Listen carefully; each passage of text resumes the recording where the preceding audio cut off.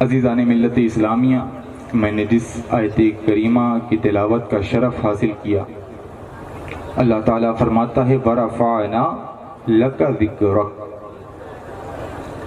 اور ہم نے بلند کیا آپ کے لیے آپ کے ذکر۔ اللہ تعالیٰ فرماتا ہے اور ہم نے بلند کیا آپ کے لیے لَكَ ذِكْرَكَ، آپ کے ذکر کو۔ تو اس میں بہت سی باتیں ہیں۔ ظاہر سی بات ہے، جب کلام فصیح ہوتا ہے، فصاحت و بلاغت سے ڈوبا ہوا ہوتا ہے، تو اس کے ایک لفظ کے کئی معنی نکلتے ہیں۔ بے شک اللہ فرماتا ہے وَرَفَعْنَا لَكَ ذِكْرَكَ، ہم نے بلند کیا آپ کے لیے آپ کے ذکر کو۔ کتنا بلند کیا؟ آئیے غور کرتے ہیں، کتنا بلند کیا تو ہم سمجھیں گے۔ ہم کیا سمجھیں گے؟ ہمارے گھروں میں تو قرآن پورے سال پڑھا رہتا ہے، کبھی قرآن اٹھانے کی توفیق نہیں ہوتی۔ ہم سمجھیں گے وَرَفَعْنَا لَكَ ذِكْرَكَ کا معنی؟ ہم نہیں سمجھ سکتے تو کیسے سمجھا جائے؟ ہماری ادراک سے باہر ہے، ہماری فہم سے باہر ہے اس کو سمجھنا۔ قرآن کو سمجھنا کوئی عام بات نہیں ہے۔ تو آئیے اس سے سمجھتے ہیں جس نے ہر موڑ پہ ہم کو سمجھایا ہے۔ اپنے امام سے سمجھتے ہیں، اپنے مقتدا سے سمجھتے ہیں، اپنے پیشوا سے سمجھتے ہیں۔ تو میرے امام کہتے ہیں تم نہیں سمجھ سکتے اس لیے کہ فرش والے تیری شوکت کا علو کیا جانے، خسرواش پہ اڑتا ہے فریرا تیرا۔ سبحان اللہ، سبحان اللہ۔ ہم کیا سمجھیں گے؟ وَرَفَعْنَا لَكَ ذِكْرَكَ، ہم کیا سمجھ سکتے ہیں؟ میرے امام کہتے ہیں، آج یہ لوگ کہتے ہیں نا میرے حضور ایسے تھے، آج کل ابھی کی تاریخ ہے، ابھی وقت ہے یہ کہ لوگ پتہ نہیں کیا کیا کہہ رہے ہیں، معاذ اللہ میرے حضور کی شان میں توہین کیے جا رہے ہیں۔ مگر اے مسلمانوں، کبھی غور کیا ہے تم نے کہ وہ چیزیں جو ہم نہیں جانتے وہ جانتے ہیں؟ آخر ایسا کیوں ہوا کہ وہ چیزیں جو ہماری تھی، جو چیزیں ہمارے لیے آئی تھی، جو رسول ہماری ہدایت کے لیے آئے تھے، جو قرآن ہماری ہدایت کے لیے آیا تھا، وہ دوسرے لوگ جانتے ہیں، ہم نہیں جانتے۔ کیوں نہیں جانتے؟ ہم نے قرآن کو چھوا نہیں، ہم نے رسول کی سیرت کو نہیں پڑھا، ہم نے حدیث کو کبھی کنارے نہیں گئے حدیث کے، ہم نے نہ علماء کا ساتھ دیا، نہ علماء کے پیچھے پڑے، نہ علماء سے پوچھا۔ ہاں پیچھے پڑے، کب پڑے؟ جب ذلیل کرنا ہوا علماء کو، جب علماء کی توہین کرنا ہوا، تب ہماری قوم علماء کے پیچھے پڑتی، کبھی مسائل پوچھنے نہیں جاتی، کبھی سوال کرنے نہیں جاتی، کبھی وضو کا طریقہ پوچھنے نہیں جاتی تو ہمارے علماء کی توہین کرنے جاتی، ہمارے علماء کو ذلیل کرنے جاتی۔ اے مسلمانوں، ایسے گزارا ہونے والا نہیں ہے۔ ہمارے ایک مفکر نے بہت پہلے کہہ دیا تھا وضع میں تم ہو، نصارہ کے تمدن میں ہنود۔ یہ مسلمان ہیں جنہیں دیکھ کے شرمائے یہود۔ آج ہمارا حال کیا ہوا ہے؟ ہم یہود و نصارہ کے طریقے پر چل رہے ہیں۔ نہیں مسلمانوں، یہ طریقہ ہمارا نہیں ہے۔ ہم کو چاہیے ہم اپنے علماء کی عزت کریں، علماء کے پیچھے چلیں، علماء کو آگے چلائیں، علماء کے آگے نہ چلیں۔ عزیزان ملت اسلامیہ، آج ہمارا حال کیا ہے؟ علماء کو گالی دیتے ہیں، اہل علم کو گالی دیتے ہیں۔ کیوں دیتے ہیں؟ ہمارے پاس علم نام کی کوئی چیز نہیں، رسول کی ذات سمجھنے کے لیے کوئی چیز نہیں، رسول کے صفات سمجھنے کے لیے کوئی چیز نہیں، نہ حدیث کا ہمیں صحیح طریقے سے پڑھنے کا ڈھنگ معلوم ہے، نہ حدیث کو سمجھنے کا ڈھنگ معلوم ہے، نہ محفل رسول میں بیٹھنے کا طریقہ معلوم ہے۔ آج آپ دیکھیے یہیں بیٹھے کنارے لوگ کھڑے ہوئے ہیں، کیا یہ رسول محفل رسول کے آداب ہے؟ نہیں۔ اگر ہم محفل رسول کے آداب کا خیال نہیں کریں گے تو وہ دن دور نہیں کہ صفحہ ہستی سے مٹا دیے جاؤ گے، تمہارا نام و نشان نہیں ملے گا۔ عزیزان ملت اسلامیہ، غور کرنے کا مقام ہے۔ تلخ جملے کہتے جا رہا ہوں، میں بار بار آپ کے علاقے میں آتا رہا ہوں، مجھے آپ کی ہدایت کا، آپ کو صحیح طریقے بتانے کا حق حاصل ہے۔ علماء کرام آپ کی اجازت سے عزیزان ملت اسلامیہ، آج دیکھیں مسلمان کا کیا حال ہوا ہے۔ کہیں دیکھیں مسلمان کے بچے ہوٹلوں پر کب دھوتے ہوئے نظر آتے ہیں، دیکھیں تو کہیں کوئی ٹیکسی چلاتے ہوئے نظر آتے ہیں۔ مسلمان قوم کے بچے کہیں غریبی میں کسی غریب تو ہیں، مگر اے مسلمانوں غربت کا یہ فائدہ نہیں ہے کہ تم غلط کام کرواؤ گے۔ غربت بہت سے لوگوں نے دیکھی ہے، میرے رسول نے غربت کو پسند فرمایا ہے، تو کیا معاذ اللہ میرے رسول دوسرے کام کرتے تھے؟ نہیں، ہماری ہدایت کے لیے رات رات روتے تھے، اور ہمارا حال یہ ہے کہ کبھی مسجد میں نظر نہیں آئے، کبھی کسی نماز میں جماعت کے ساتھ نہیں نظر آئے، اگر نظر آئے تو جمعہ میں نظر آئے، اور جمعہ میں صرف 2 رکعت کے لیے نظر آئے۔ مسلمانوں، اس کو تم مسلمان کہتے ہو، اس کو کوئی مسلمان نہیں کہے گا۔ عزیزان ملت اسلامیہ، صرف دعوے سے کوئی کام نہیں بنتا بغیر دلیل کے۔ اہل علم دلیل کو مضبوط کرتے ہیں، اہل علم دلیل کو پکڑتے ہیں، مگر اے میری ملت کے نوجوانوں، آج تمہارا حال کیا ہو گیا ہے؟ آج ہم کہاں ڈوب مرے ہیں؟ تمہارے رسول کی شان میں توہین ہو رہی ہے، رسول کی شان میں گستاخی کر رہے ہیں، اور میری ملت، میری قوم خاموش بیٹھی ہے۔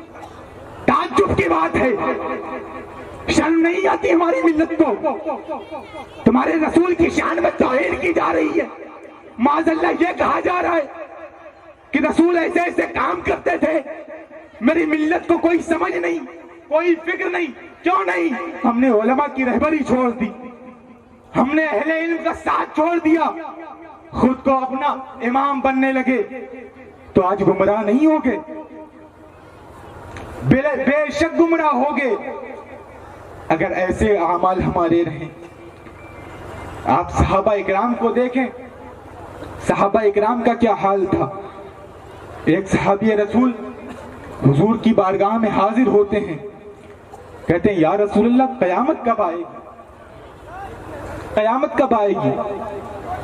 ہو سکتا ہے تقریر میں تکرار ہو جائے، قیامت کب آئے گی؟ میرے آقا فرماتے ہیں کیا تم نے قیامت کی تیاری کر رکھی ہے؟ کیا تم نے قیامت کی تیاری کر رکھی ہے؟ وہ صحابی رسول کہتے ہیں یا رسول اللہ نہیں، ہمارے پاس تو کوئی تیاری نہیں ہے، نہ نماز نہ روزے۔ وہ صحابی رسول تھے، نماز کے پابند تھے، ہر ایک روزہ رکھتے تھے، رسول کے ساتھ زندگی گزارتے تھے، ہر ایک عمل رسول کی سنت ہوا کرتا تھا۔ وہ صحابی کہتے ہیں نہیں یا رسول اللہ، ہم نے قیامت کی کوئی تیاری نہیں کی ہے۔ وہ صحابی تھے، صحابی جن کا اٹھنا بیٹھنا، سونا جاگنا، ہر کام رسول کی سنت ہوا کرتا تھا۔ وہ کہتے ہیں ہمیں کوئی تیاری نہیں ہے۔ اگر آج میری ملت سے پوچھا جائے کیا تم نے حشر کی تیاری کر رکھی ہے، تو میری ملت کہتی ہے ہاں میں نے فلاں جگہ نعرہ لگایا تھا، میں نے فلاں جگہ سبحان اللہ کہا تھا۔ نہیں مسلمانوں، آج ہماری قوم صرف اسی میں برباد ہو گئی۔ صرف نعرے سے کام نہیں چلتا، صرف جلسہ کرا لینے سے، جلسہ سن لینے سے کام نہیں چلتا۔ ہماری کمیٹی والے کہتے ہیں جلسہ کامیاب ہو گیا، بہت اچھا پروگرام ہوا، بہت شاعر نے اچھا پڑھا، مقرر صاحب نے بہت بڑھیا بیان دیا۔ مسلمانوں، اس سے جلسے کامیاب نہیں ہوتے۔ رات بھر آپ جلسہ کریں اور آئندہ اگلے دن سے آپ پھر اسی طریقے پر زندگی گزار رہے ہیں، اس سے جلسہ کامیاب نہیں ہوتا۔ آپ نے جو پیسے جلسہ لگانے میں، جلسہ سجانے میں، جلسے کو انعقاد کرنے میں لگایا، وہ یہ سمجھ لیجئے کہ ہم نے ان پیسوں کو پانی میں ڈبو دیا ہے۔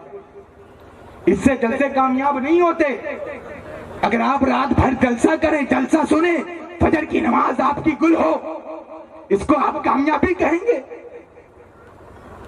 اس کو ہرگز کامیابی نہیں کہا جا سکتا، اس کو تنزل کے علاوہ کچھ نہیں کہا جا سکتا۔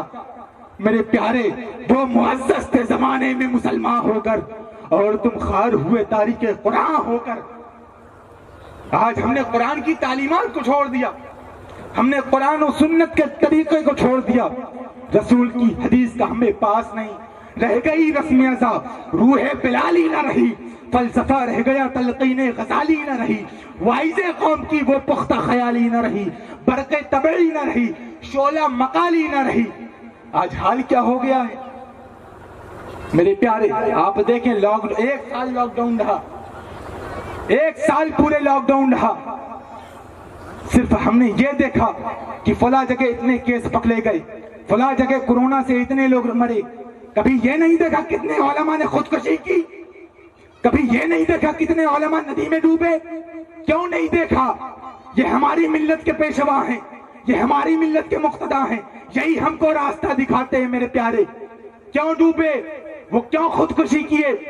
اس لیے کہ ہم نے صرف جلسوں اور نعروں کو اپنا ایک جذبہ بنا لیا ہے کہ ہماری ہدایت صرف جلسوں اور نعروں سے ہو سکتی ہے۔ ہم نے مدارس اور مساجد کی طرف توجہ نہ کی۔ اگر ہم نے مدارس اور مساجد کی طرف توجہ کی ہوتی تو ہمارے کتنے علماء بھی زندہ ہوتے، کتنے ہزار علماء بھی تک زندگی گزارتے، کتنوں کو ہدایت دیتے۔ میرے مسلمان پیارے بھائیوں، اگر جملہ تلخ لگے تو معاف کرنا۔ آج دیکھیں، آپ مشاہدہ کریں، رسول کی سیرت پر چلتا ہوا کوئی نظر آتا ہے؟ رسول کی سیرت پر زندگی گزارتا ہوا کوئی ملتا ہے؟ نہیں ملتا۔ کیوں نہیں ملتا؟ ہم نے رسول کی سیرت کو چھوڑا، رسول کی سنت کو چھوڑا، قرآن کو چھوڑا، صحابہ کے طریقے کو چھوڑا۔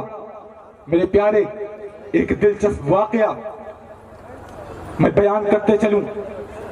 حضور صلی اللہ علیہ وسلم کا زمانہ ہے، دیکھیں آپ، ہمارے آقا ہمارے لیے کتنا روتے تھے، اپنی امت کی فکر کتنی تھی۔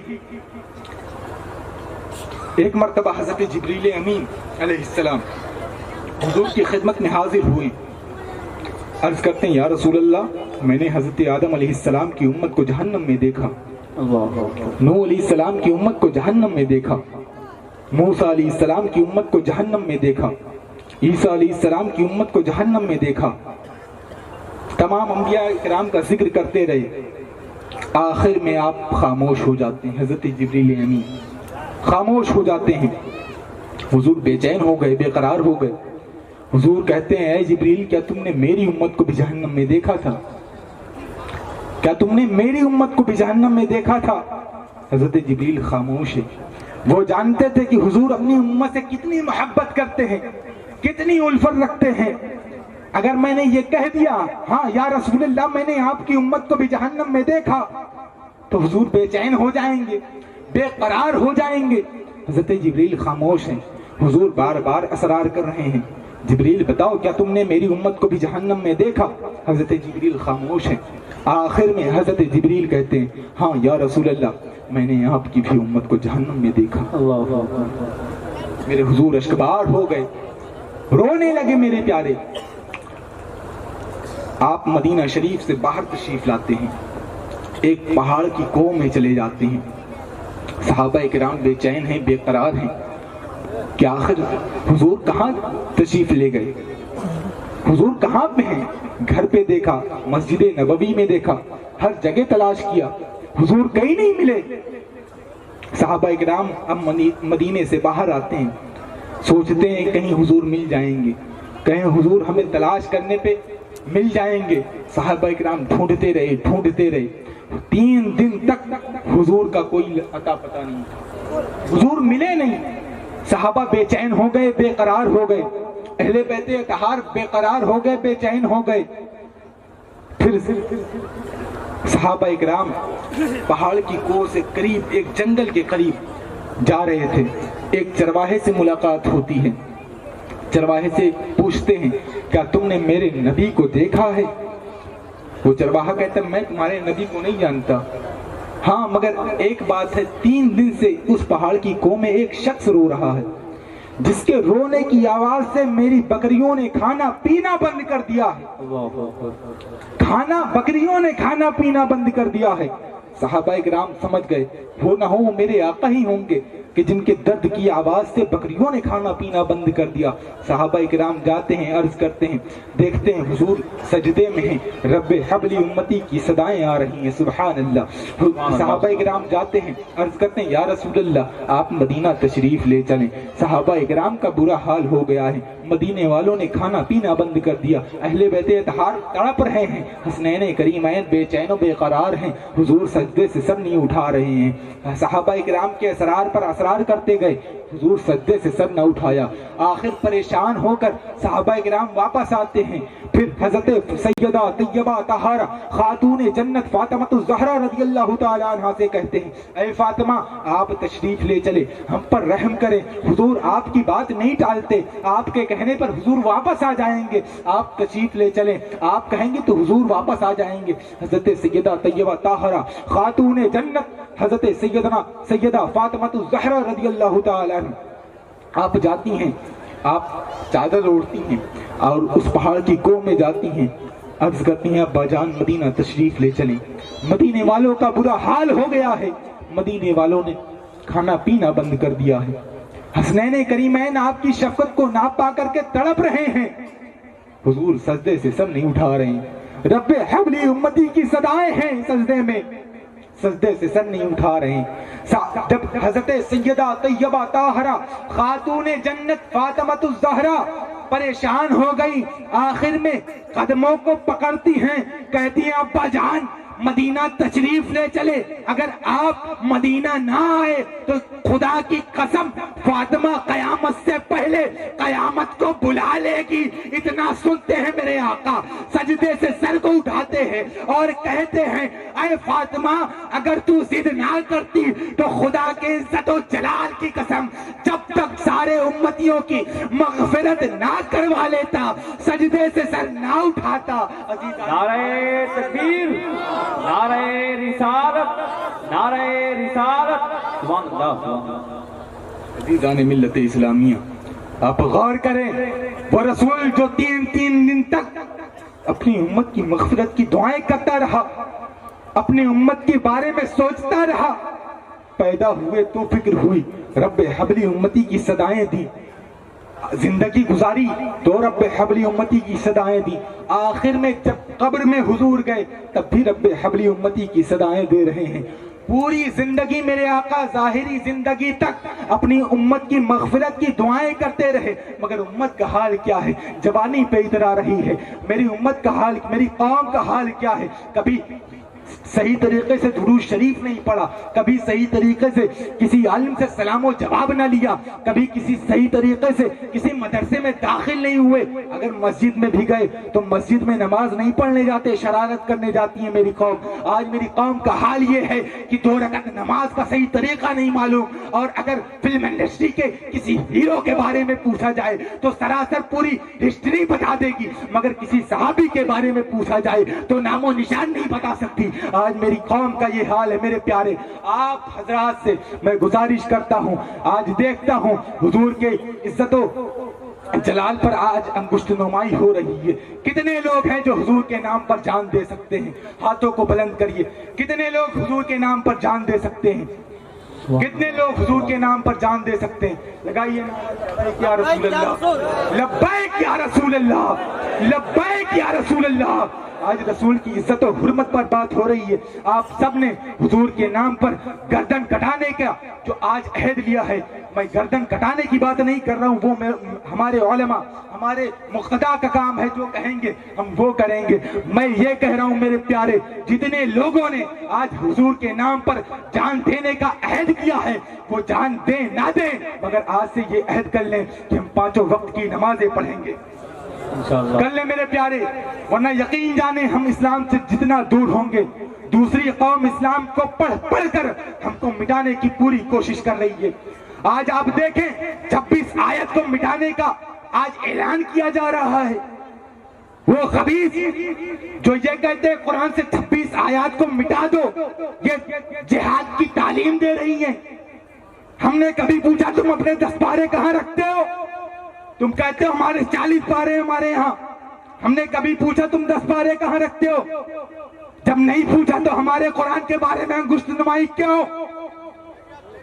اگر ہمارے قرآن اور ہمارے رسول کے بارے میں انگشت نمائی کرو گے تو میری قوم اب خاموش ہونے والی نہیں ہے. آج مسلمانوں تم نے عہد کیا ہے حضور کے نام پر جان دے سکتے ہیں, تو یقیناً اگر آپ جان دے سکتے ہیں تو آج یہ عہد کر لیں کہ ہم 5 وقت نماز قائم کریں گے, اپنے علماء کی عزت کریں گے, اپنے علماء کی تعظیم کریں گے اور مدارس سے جڑ جائیں گے. آج تعلیم کی جتنی کمی ہے میں بتا نہیں سکتا. میرے ساتھ ایک واقعہ ہوا, میں بتاؤں گا نہیں کہاں کا واقعہ ہے, آپ کے بستی ضلع ہی کا ہے. میں مدرسے سے نکلا اور ہمارے یہاں مدرسے کے بغل میں ایک مارکیٹ ہے, وہاں کچھ خرید و فروخت کے لیے گیا. تو خرید و فروخت کے بعد ہم چائے نوشی کے لیے گئے. تو جب دکان پہ گئے تو ایک بچہ تھا, بہت زیادہ 8 سال کا رہا ہوگا بچہ.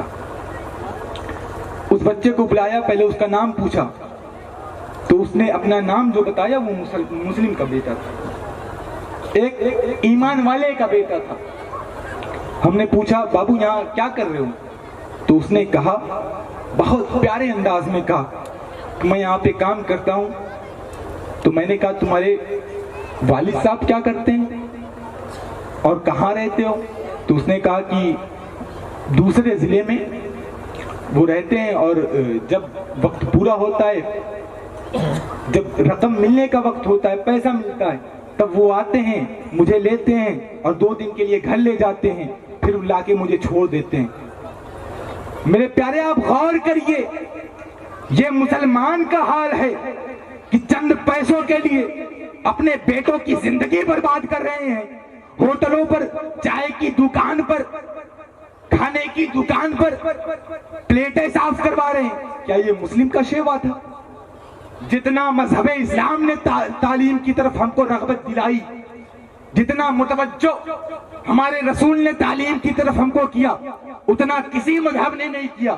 مگر آج حال یہ ہے کہ دوسرے مذہب کے لوگ تعلیم یافتہ نکل رہے ہیں, اور ہماری قوم میں کوئی چائے کی دکان کھولتا نظر آ رہا ہے, کوئی جو ہے گاڑیاں چلاتا نظر آ رہا ہے, کوئی کسی جگہ نوکری کرتا نظر آ رہا ہے. یہ ہماری قوم کا حال تھا. مسلمانوں, اسلام نے قرآن کی طرف, تعلیم کی طرف جو رغبت دلائی ہے, اس کی سب سے بڑی دلیل یہ ہے کہ قرآن مقدس کی پہلی آیت اقرا بسم ربک الذی خلق ہم کو تعلیم کی طرف توجہ دلاتی ہے. عزیزان ملت اسلامیہ, مگر ہمارا حال کیا ہے؟ ہم تعلیم سے کتنی دور ہیں, ہم تعلیم سے کتنا فاصلہ رکھتے ہیں. اتنا فاصلہ تو کورونا سے آج عام انسان نہیں رکھتا, اتنا فاصلہ تو بیماریوں سے کوئی شخص نہیں رکھتا. میرے پیارے, ہمارے مفکر نے کہا تھا, درس قرآن جو ہم نے بھلا دیا ہے, یہ یقین جانیے, یہ ہمارے مفکر نے کہا ہے, درس قرآن جو ہم نے بھلایا ہے آج, اس کا جو بھگتان ہے ہماری نسلوں کو بھگتنا پڑے گا.